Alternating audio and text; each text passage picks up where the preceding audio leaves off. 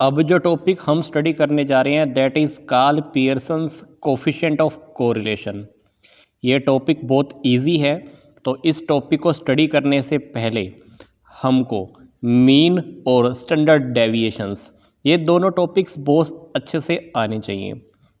और अब हम देखते हैं कि रियलिटी में क्या है ये।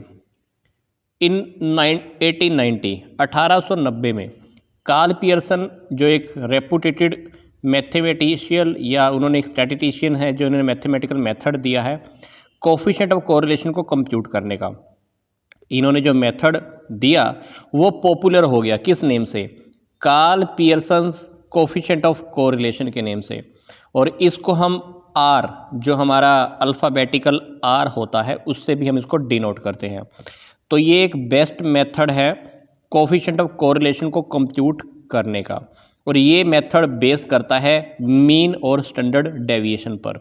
जैसे कि मैंने आपको स्टार्टिंग में ही बता दिया है कि coefficient of correlation find out करने से पहले हमको मीन और स्टैंडर्ड डेविएशंस दोनों के बारे में पता होना चाहिए और हमको ये कंप्यूट करना भी आना चाहिए।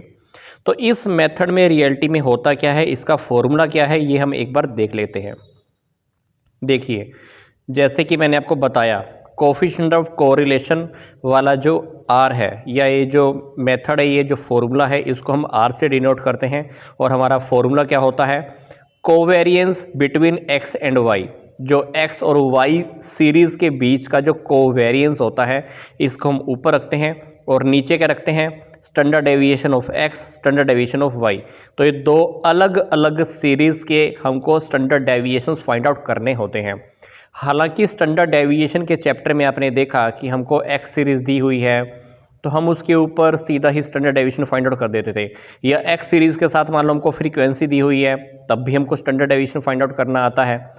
अब मान लीजिए किसी क्वेश्चन के अंदर हमको एक एक्स सीरीज़ दी हुई है और एक वाई सीरीज़ दी हुई है, तो एक्स सीरीज़ का हम अलग से स्टैंडर्ड डेविएशन जब फाइंड आउट करेंगे तो उसको हम बोलेंगे standard deviation of X.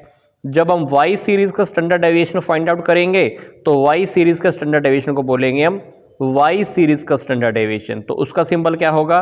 Standard deviation of Y. आपको मैं फिर से एक बार बता देता हूँ, इसको हम डिनोट कैसे करेंगे? स्टैंडर्ड डेविएशन ऑफ एक्स और स्टैंडर्ड डेविएशन ऑफ वाई। ये एक्स सीरीज़ का स्टैंडर्ड डेविएशन है, ये अलग से वाई सीरीज़ का स्टैंडर्ड डेविएशन है। तो हम जो टॉपिक अब स्टडी करने जा रहे हैं, तो इसके अंदर हमको हो सकता है कि एक्स सीरीज़ हमको अलग से दी हुई हो, वाई सीरीज़ हमको अलग से दी हुई हो, दोनों का स्टैंडर्ड डेविएशन हमको अलग से फाइंड आउट करना पड़ सकता है। तो इस फॉर्मूले को, जो ये फॉर्मूला आपके सामने दिया हुआ है, इस फॉर्मूले को इन्होंने इस तरह से भी हम इसको लिख सकते हैं। मतलब ये वाली जो ऊपर वाली आइटम है, इस आइटम को इन्होंने ये लिखा हुआ है और नीचे वाली जो आइटम है उसको इन्होंने ये वापस लिखा हुआ है।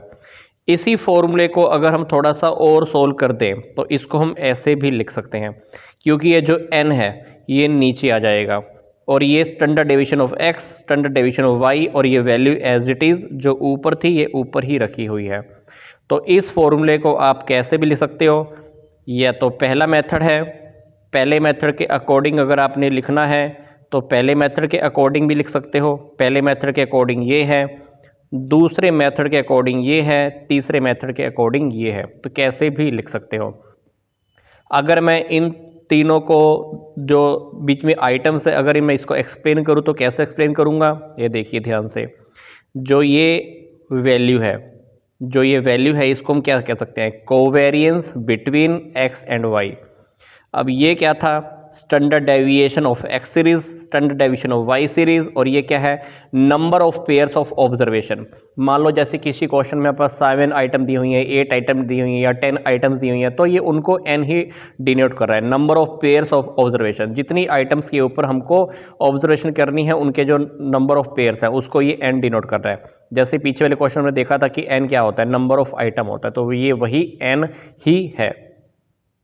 आगे देख लेते हैं, आगे हमको क्या कह रहा है ये भी ध्यान से देखते हैं। अब कहता है कि अगर हम कोफिशिएंट ऑफ कोरिलेशन को अगर हम कंप्यूट करें तो हमारे पास पहले दिया हुआ है डायरेक्ट मेथड। तो डायरेक्ट मेथड के अंदर हमारे पास क्या है? डायरेक्ट मेथड के अंदर हमारे पास फॉर्मूला ये गिवन है, इसको हम फर्स्ट फार्मूला भी कह सकते हैं या डायरेक्ट मेथड का सिंपल वाला फार्मूला भी कह सकते हैं।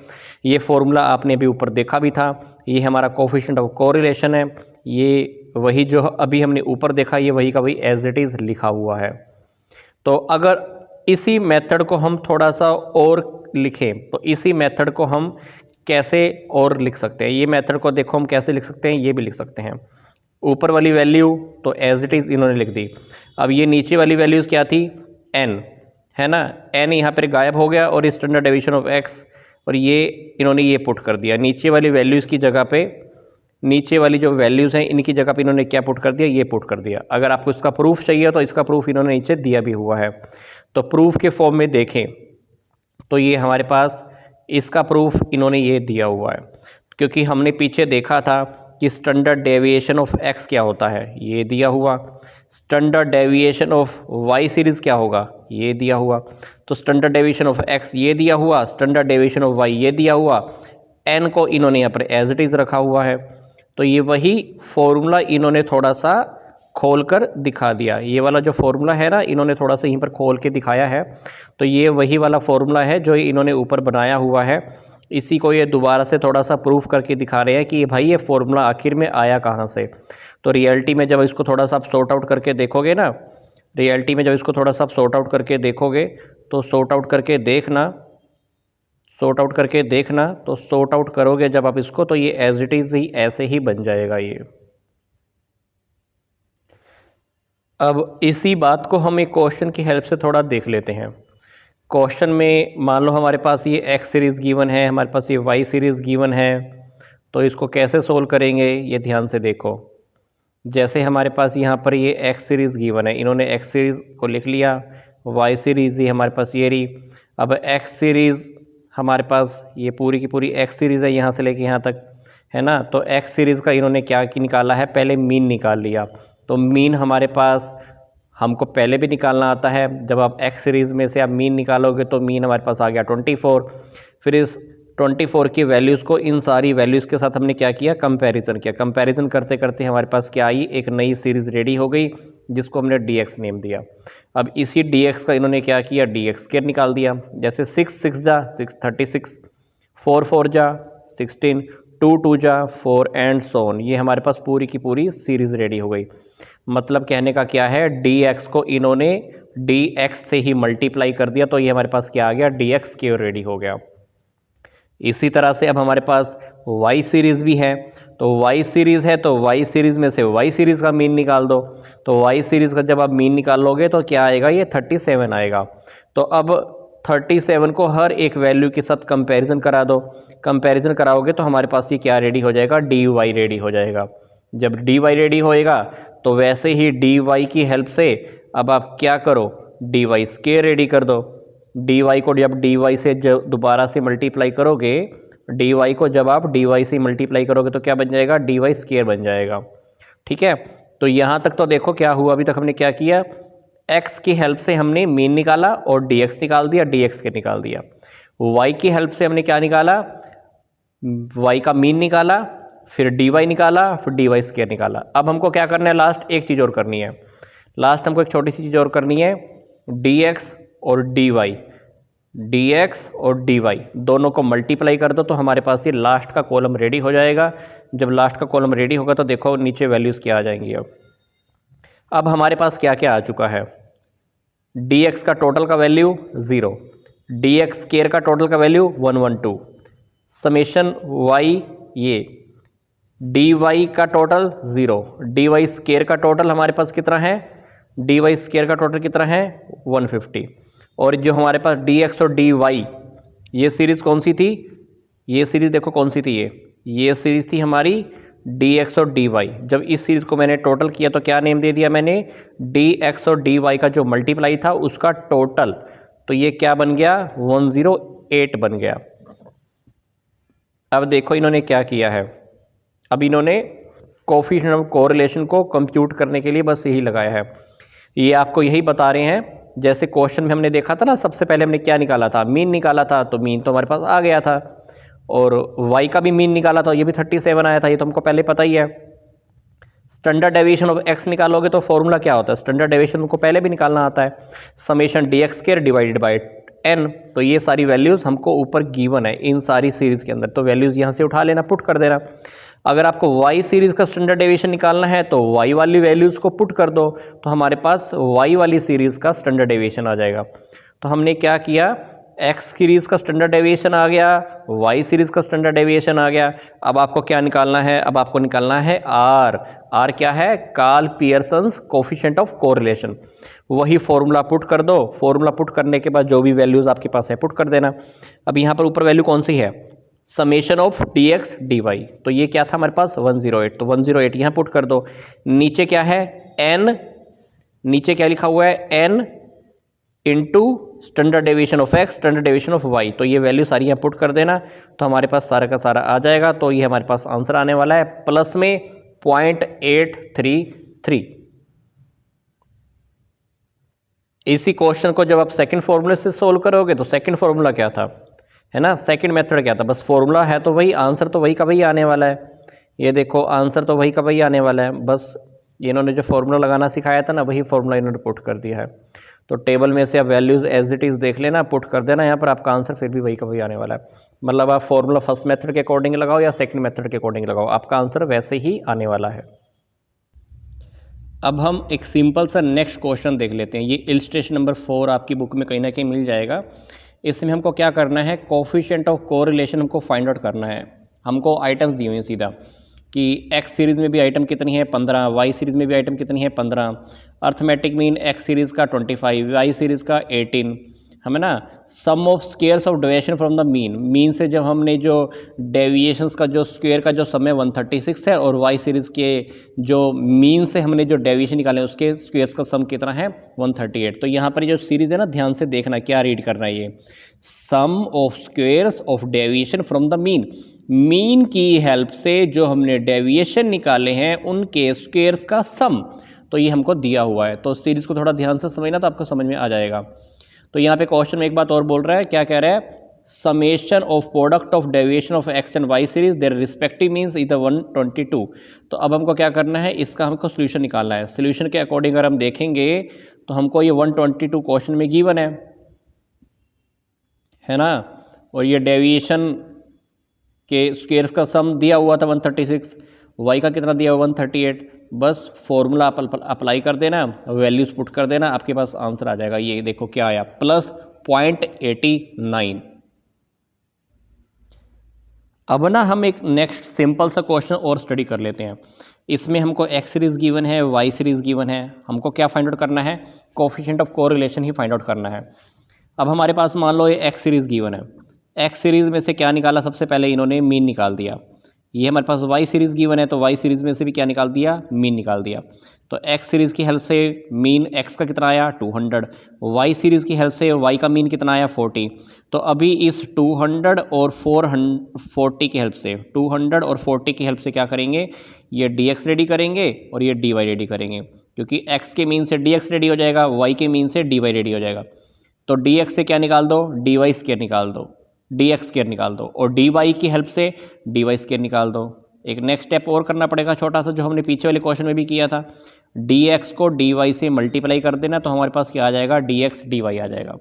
बस अब सिंपल सा है, आगे फॉर्मूलाज अप्लाई करो, फॉर्मूला के अंदर ये वैल्यूज़ पुट कर देना, आपका आंसर आ जाएगा। देखो क्या किया इन्होंने, ये फॉर्मूला आपको पता ही है, इस फॉर्मूला के अंदर क्या करना, वैल्यूज़ पुट कर देना, आपके पास आंसर आ जाएगा, that is coefficient of correlation is equal to 1 आ जाएगा। देखो अब हम एक नेक्स्ट सिंपल सा क्वेश्चन स्टडी कर लेते हैं। इस क्वेश्चन की इक्वेशन को ध्यान से देखेंगे। हमारे पास दो सीरीज़ दी हुई हैं, इन्होंने उसको एक्स और वाई से डिनोट किया हुआ है, पर रियलिटी में है क्या, ध्यान से देखना। एक्स और वाई दो सीरीज़ दी हुई हैं, पर इन्होंने क्या बोला हुआ है, two varieties X and Y when express as deviation from their respective means are given below. जब हमने उनकी मीन के साथ डिफरेंस देखा, डेविएशन निकाले, तो एक्स के वाले डिफरेंसेस ये आ गए, एक्स वाले डिफरेंसेस ये आ गए, और वाई वाले डिफरेंसेस ये आ गए।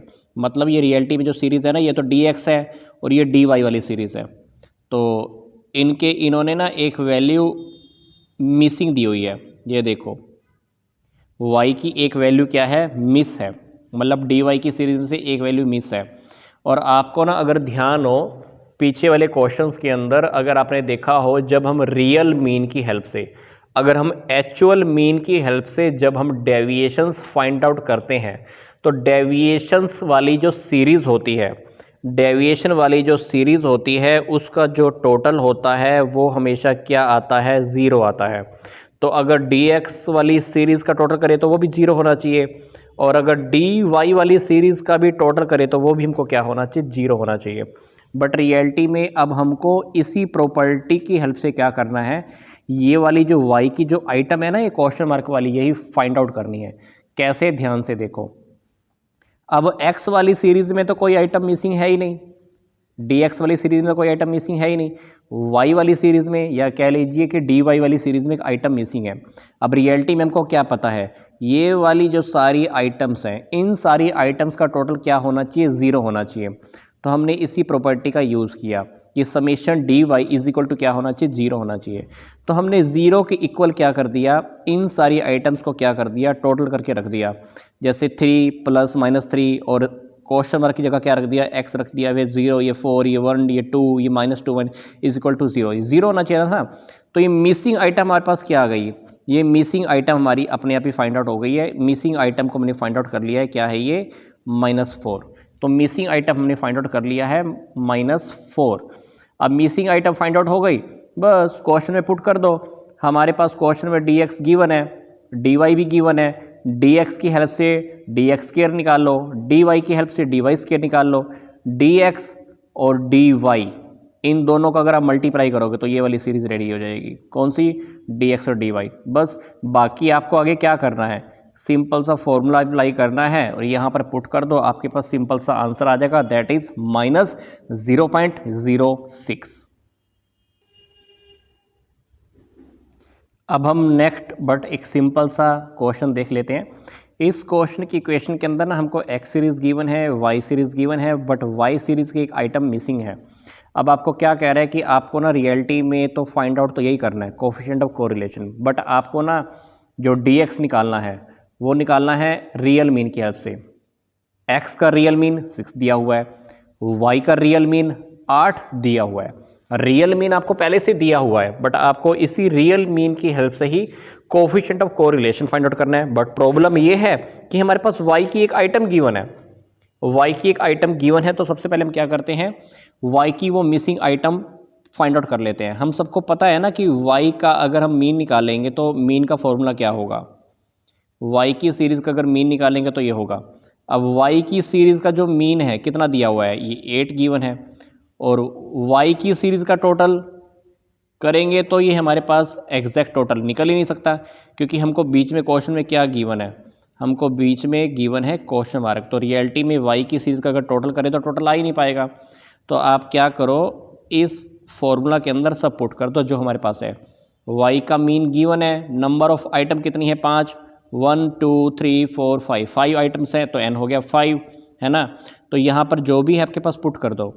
तो मीन की जगह अपनी मीन रख दिया, टोटल ऑफ y आ नहीं सकता, नंबर ऑफ आइटम कितनी है 5, तो y की सीरीज़ का टोटल कितना आ गया, ये वाली जो ऊपर वाली जो आइटम है ना, ये ऊपर वाली आइटम आपकी एज इट इज़ रखी रहेगी, और ये 8 5 का क्या हो जाएगा, 40 हो जाएगा। तो ये आपके पास आ गया कि y की जो सीरीज़ है ना, इस सीरीज़ का टोटल रियलिटी में क्या है, 40 है। कितना है, 40। तो अगर 40 में से हम 9 माइनस कर दे, 11 माइनस कर दे, 8 माइनस कर दे, 7 माइनस कर दे, तो हमारे पास बची हुई आइटम आ जाएगी जो हमारी मिसिंग आइटम थी। तो मिसिंग आइटम निकालने के लिए इन्होंने थोड़ा सा आगे ड्रामा किया हुआ है, ध्यान से देखो। ये देखो, y की सीरीज़ का टोटल रियलिटी में तो क्या है, 40। 40 में से ही इन्होंने क्या किया, 9 को, 11 को, क्वेश्चन मार्क को, 8 को, 7 को, सबको हटाकर देखा तो हमारे पास क्वेश्चन मार्क वाली आइटम का आंसर आ गया, दैट इज़ 5। आप अपने दिमाग से अपनी बुद्धि का इस्तेमाल भी करोगे तो हमारे पास जो मिसिंग आइटम है ना, वो मिसिंग आइटम जो क्वेश्चन मार्क थी वो आपकी 5 ही आने वाली है। तो वो आइटम आपकी आ जाएगी। आइटम आने के बाद क्या करना, बस ये टेबल दोबारा से बना देना। ये टेबल बनाने के बाद आप क्या करना, ये हमारे पास x सीरीज़ हो गई, ये हमारे पास y सीरीज़ हो गई। x सीरीज़ की हेल्प से आप dx निकाल दो, dx स्क्वायर निकाल दो, y सीरीज़ की हेल्प से आप dy निकाल दो, dy स्क्वायर निकाल दो। dx और dy की हेल्प से dx और डी वाई की हेल्प से आप क्या कर दो, डी एक्स डी वाई निकाल दो।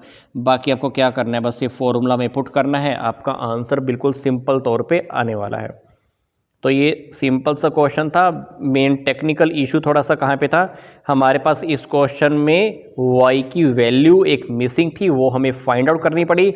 उसके लिए हमको ये वाला ड्रामा क्रिएट करना पड़ा। ये ड्रामा कह लो या y का मीन कह लो, कुछ भी कह लो, आप आइटम्स को पुट कर दो, आपको रियलिटी में पता चल जाएगा कि इस सीरीज़ का y वाली जो सीरीज़ है ना, इस सीरीज़ का टोटल कितना है, 40 है। ये हमको यहाँ से पता लगा। अब 40 है, अब 40 में से अगर इस चीज़ का टोटल अगर 40 है तो 40 में से 1 2 3 4, अगर 40 में से हम 1 2 3 4 इन आइटम्स को माइनस कर दे 40 में से, तो बाकी की पांचवी आइटम क्या निकल आएगी, 5। वैल्यू कितनी आ गई, 5। जो मिसिंग आइटम है उसकी वैल्यू कितनी आ गई, 5। तो यही 5 इन्होंने यहाँ पे आपको निकालना सिखाया है, बट अपने एक टेक्निकल तरीके से। बट आप सीधा भी निकाल सकते हो, कोई दिक्कत आपको नहीं आने वाली है। उसके बाद क्या किया, उसके बाद इन्होंने सिंपल सा बस वही टेबल पहले की तरह बनाई। y की वैल्यू आई गई थी, y की वैल्यू तो आई गई थी, कितनी थी, 5 थी, यहाँ बस पुट कर दिया, बाकी इन्होंने कर दिया फॉर्मूला के अंदर पुट कर दिया, आपके पास आंसर आ गया और एक क्वेश्चन आपका बिल्कुल अच्छे से हो गया। अब हम देखते हैं हमारा नेक्स्ट क्वेश्चन। इस क्वेश्चन की सबसे खास बात यह है कि इसमें हम रियल मीन की हेल्प नहीं लेने वाले हैं, रियल मीन की हेल्प, एक्चुअल मीन की हेल्प नहीं लेने वाले। इस क्वेश्चन के अंदर हम क्या यूज़ करने वाले हैं, एज्यूम्ड मीन। कौन सा मीन, एज्यूम्ड मीन। क्योंकि आपको ध्यान है ना कि जब हम मीन के क्वेश्चन निकालते थे तो हम एज्यूम्ड मीन भी यूज़ कर सकते थे, है ना। तो हमारे पास एक्स सीरीज़ गिवन है, वाई सीरीज़ गिवन है। एक्स सीरीज़ की हेल्प से आपने क्या निकालना है, ध्यान से देखो। एक्स सीरीज़ की हेल्प से आप एज्यूम्ड मीन ले लो, मतलब आपने इस पूरी सीरीज़ में से कोई भी एक वैल्यू उठा ली, 24 आपने अपनी मर्जी से उठा ली और आपने dx निकाल दिया, dx की हेल्प से dx स्क्वायर निकाल दिया। अब y सीरीज़ की हेल्प से भी आपने कोई भी वैल्यू अपने आप से उठा ली, दैट इज़ आपने उठा ली मान लो 38। y की हेल्प से क्या बन गया, dy निकल गया, फिर dy स्क्वायर निकाल दो, फिर लास्ट में एक चीज़ और क्या, dx और dy दोनों को मल्टीप्लाई करके आपका dx dy आ जाएगा। आपने यहाँ तक कर दिया, यहाँ तक करने के बाद आगे देखो क्या करना है, अब आपका फॉर्मूला बन जाएगा। अब क्योंकि पीछे वाले क्वेश्चंस के अंदर हम क्या कर रहे थे, पीछे वाले क्वेश्चंस के अंदर क्योंकि हम रियल मीन का यूज़ कर रहे थे, फॉर्मूला हमारा छोटा बन रहा था। अब यहाँ पर हमने एज्यूम्ड मीन की हेल्प ली है तो फॉर्मूला हमारा थोड़ा सा लंबा हो जाएगा। तो यहाँ पर हमारा फॉर्मूला थोड़ा सा ऐसा बन जाएगा, देखो ठीक है। इस फॉर्मूले का यूज़ करना है, ऊपर वाली टेबल में से जो भी वैल्यूज़ हों उन सारी वैल्यूज़ को उठाना और इस पूरे के पूरे फॉर्मूले में पुट कर देना। फॉर्मूले में पुट करोगे तो बस ऐसा पुट करना और ये पुट करने के बाद हमारे पास जो भी आंसर आएगा आप सोल्व कर लेना। अगर आपके पास कैलकुलेटर है तो कैलकुलेटर की हेल्प से सोल्व कर लेना। अदरवाइज़ इन्होंने क्या किया हुआ है, एंटी लॉग लेकर, लॉग एंटी लॉग लेकर इन्होंने सोल्व किया हुआ है और लास्ट में हमारे पास जो आंसर आया है वो क्या आया है, +0.96। तो अगर आपके पास कैलकुलेटर है तो सीधा सोल्व कर लीजिए, नहीं तो फिर लॉग या एंटी लॉग की टेबल लेकर भी आपको इसको सोल्व करना है तो आप कर सकते हैं। अब हम नेक्स्ट और एक सिंपल सा क्वेश्चन देख लेते हैं। इस क्वेश्चन के अंदर हमको क्या है, ये इक्वेशन सब गिवन है। हमको क्वेश्चन के अंदर क्या करना है, बस डायरेक्टली हमको coefficient of correlation find out करना है। तो coefficient of correlation find out करने के लिए हमारे पास दिया हुआ है कि नंबर ऑफ ऑब्जर्वेशन कितनी है, 10 है। हमारे पास total of deviation of x कितने हैं, -170। Total of deviation of y कितने हैं, -20। Total of square of deviation of x कितने हैं, 8288। Total square of deviation y कितने हैं, 2264। तो आपने क्या करना है, सिंपल सा यहाँ पर अपना फॉर्मूला लिख लीजिए। फॉर्मूला जब आप लिखोगे तो बस फॉर्मूला के अंदर वैल्यूज़ को पुट कर देना, बट आप ध्यान रख लेना हमारे पास यहाँ पर कुछ दिया हुआ है, find out the coefficient of correlation when the arbitrary means of the x and y are the 82 and the 68 respectively. तो ये बातों को थोड़ा सा ध्यान रख लेना और उसके बाद आपको क्या करना, क्वेश्चन में जो भी आपके पास वैल्यूज़ है वो इस फॉर्मूले में पुट कर दो। इस फॉर्मूले में पुट करेंगे तो आपके पास आई थिंक सीधा डायरेक्ट आंसर आ जाएगा। आप लॉग एंटी लॉग से सोल्व करना है या डायरेक्ट सोल्व करना है तो इसको आप सोल्व कर लेना, तो ये हमारे पास आंसर आ जाएगा +0.78। तो क्वेश्चन के अंदर बस आपको ध्यान से देखना है क्या चीज़ कैसे गिवन है। जैसे यहाँ पे क्वेश्चन में क्या दिया हुआ था, ये 8288 क्या है, total of square of deviation of x, x की सीरीज से जो हमने डेविएशन निकाले हैं उनके स्क्वायर्स का टोटल। तो एक्स की सीरीज से जो हमने डेविएशन निकाले थे उनके स्क्वायर्स का टोटल, दैट इज 8 इसी तरह से y की सीरीज से जो डेविएशन निकाले थे उसके स्क्वायर्स का टोटल, y की सीरीज से जो हमने डेविएशन निकाले थे उनके स्क्वायर्स का टोटल। तो बस थोड़ी छोटी छोटी बातें हैं, ध्यान से देखना है कौन सी वैल्यू को वो क्या नेम कह रहा है उसको देखो और पुट कर दो। बस उसके अकॉर्डिंग हमारा ये फॉर्मूले में जब आप पुट करोगे तो हमारा आंसर निकल आएगा, दैट इज़ 0.78। ये हमारा आंसर ध्यान से देखना, ये हमारा प्लस में आंसर आया हुआ है। अब हम एक छोटा सा क्वेश्चन और देख लेते हैं, बट इस क्वेश्चन की सबसे खास बात ये है कि हमारे पास x और y की जो वैल्यूज़ गिवन है ना वो हमारे पास ऑलरेडी प्लस माइनस में ही गिवन है। और जब इस तरह का क्वेश्चन हमारे पास गिवन होता है ना तो हमको इस तरह से फॉर्मूला लगाना होता है, क्योंकि x की वैल्यूज़ y की वैल्यूज़ हमारे पास देखो प्लस माइनस में दी हुई हैं। तो x की हेल्प से आप क्या करो, x की हेल्प से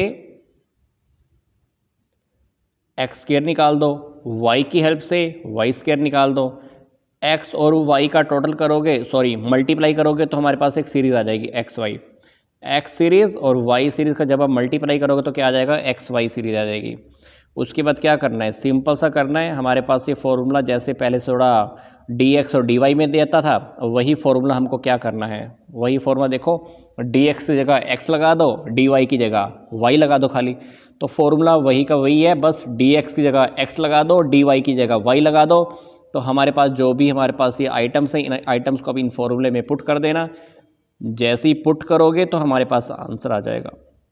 कैलकुलेटर है तो डायरेक्ट सोल्व कर लो, नहीं तो लॉग एंटी लॉग को लेकर आप सोल्व कर देना, आपका आंसर आ जाएगा, दैट इज़ -0.912।